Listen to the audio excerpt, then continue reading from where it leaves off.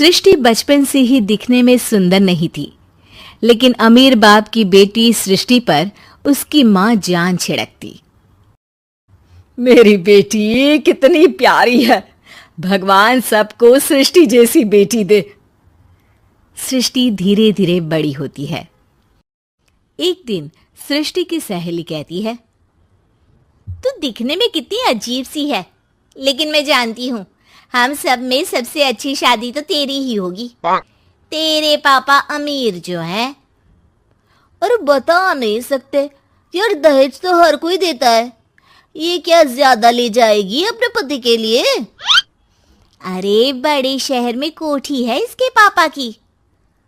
अरे पापा की है ना, कौन सी इसकी है?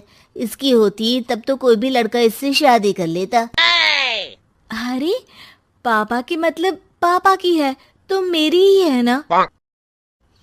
किसने कहा? अब तेरी तो तब होगी ना जब तेरा भाई ना हो। वैसे भी शादी के बाद सारी प्रॉपर्टी भाई के नाम होती है। सृष्टि समझ जाती है कि उसे किसी भी हालत में माँ बाप की सारी प्रॉपर्टी को अपने नाम करना है, लेकिन कैसे? एक दिन सृष्टि का भाई शीनू कहता है, बहन क्या कर रही है? तुझसे एक बात करनी है। अरे हाँ हाँ करना, मैं तो तेरी बहन हूँ।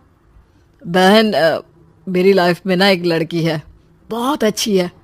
मैं सोच रहा हूँ माँ और पापा से बात करूँ शादी के लिए। सृष्टि को समझ में आ जाता है कि भाई की शादी होते ही भाभी उसे एक दिन भी घर में बर्दाश्त नहीं करेगी। क्या बात है भाई, बताना कौन है वो? यार वो बहुत अच्छी लड़की है, पढ़ी लिखी है, मेरे साथ जॉब भी करती है। बस एक प्रॉब्लम है। हाँ प्रॉब्लम? क्या प्रॉब्लम है भाई? यार वो शादीशुदा है, लेकिन उसके पति ने उसे सिर्फ इसलिए छोड़ दिया क्योंकि उसके माँ बाप दहेज नहीं दे पाए। सृष्टि ये सुनकर न जाने क्यों खुश हो जाती है। अरे भाई तो क्या हुआ, लड़की तुझे तो पसंद है ना? शीनू को लगता है कि बहन उसे समझ रही है। वो इस बात से अनजान होता है कि उसकी बहन की मंशा पूरा घर हड़पने की है। सृष्टि अपनी माँ से कहती है, मम्मी मुझे तो बहुत चिंता है। पता है शीनू क्या कर रहा है? अरे क्या कर रहा है? वो तो काम पर जाता है और वापस घर आता है। नहीं ना माँ, वो यही तो नहीं कर रहा, बाकी सब कर रहा है। आपको पता है उससे प्यार है, और वो भी एक शादीशुदा लड़की से। हैं? ये क्या हो गया? मैं सोसाइटी में क्या मुंह दिखाऊंगी? अरे तेरे पापा तो यही कहेंगे कि मैंने ही उसे बिगाड़ दिया है। माँ देखो, मेरी बात मानो, पापा पर भी विश्वास करने की जरूरत नहीं है। अब आप ही बताओ, पापा इतनी देर घर के बाहर रहते हैं क्यों? बोलो। अरे बेटा वो तो नौकरी करते हैं ना। तू बहुत भोली है माँ। पापा का ऑफिस तो 7 बजे खत्म हो जाता है, लेकिन देखो कितनी देर से आते हैं। अरे नहीं नहीं बेटा, ऐसी कोई बात नहीं है। सृष्टि माँ को एक औरत से बात करते पिता की फोटो दिखाती है। देखो माँ कैसे हैं पापा। मैं ना कहती थी कि पापा सही नहीं है। मैं तेरे पापा से बात करूंगी, दे फोटो मुझे। ओ माँ, वो तो डिलीट हो गई। लेकिन चल, तूने तो देख लिया ना, पापा से बाद में बात कर लेना। और हाँ, मेरा नाम बिल्कुल मत लेना। हाँ माँ। अब क्या था, सृष्टि के माँ और पिता के बीच झगड़ा होना शुरू हो जाता है। सृष्टि के मन में क्या चल रहा था कोई नहीं जानता था। एक दिन, माँ सृष्टि के लिए एक लड़का देखा है, वो लोग शाम को उसे देखने आने वाले हैं। और हाँ माँ, एक खुशखबरी, मैं और पापा मिलकर एक नया बिजनेस ट्राई कर रहे हैं। शाम को लड़का आता है, सांवले रंग का। सृष्टि को तो बिल्कुल भी पसंद नहीं आता। लड़की की माँ कहती है, लड़की का चेहरा तो कोई खास नहीं, लेकिन अगर मेरे बेटे को आप लोग सेटल कर दें तो मैं उसकी शादी आपकी बेटी से करवा दूं। सृष्टि को लड़का बिल्कुल पसंद नहीं था। उसे भाई पर गुस्सा आ जाता है। लड़के वालों के जाने के बाद कहती है, माँ देखा, शीनू मेरे लिए कैसा लड़का लेकर आया, न दिखाने लायक न सुनने लायक, सेटल भी नहीं, वो भी हम करे।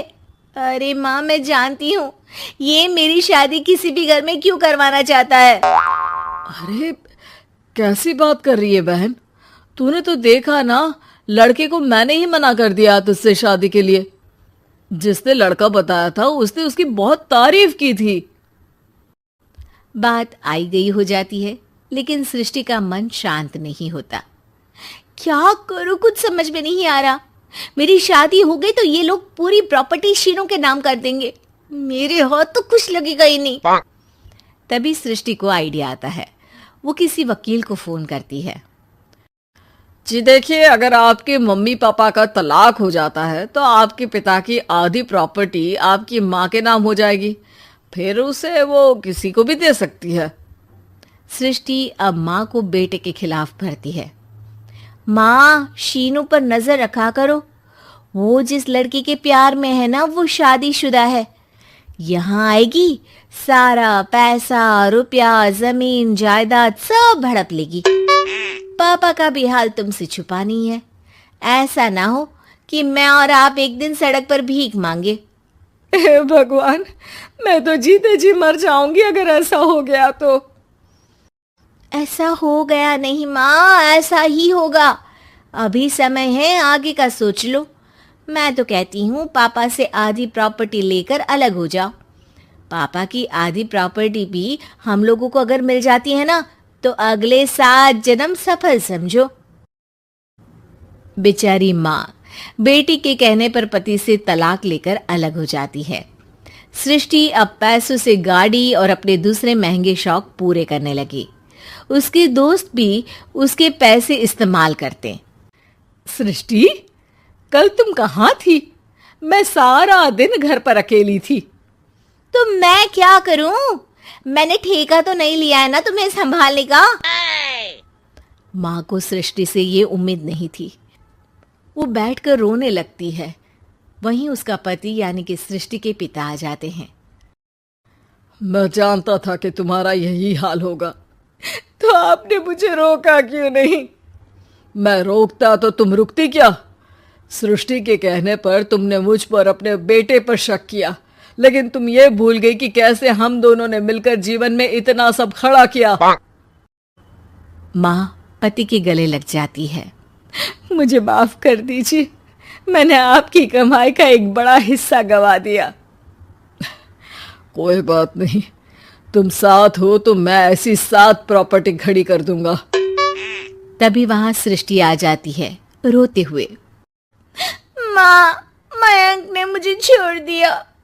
वो बोल रहा था जब तक मेरे पास पैसे थे तब तक ही वो मेरे साथ था।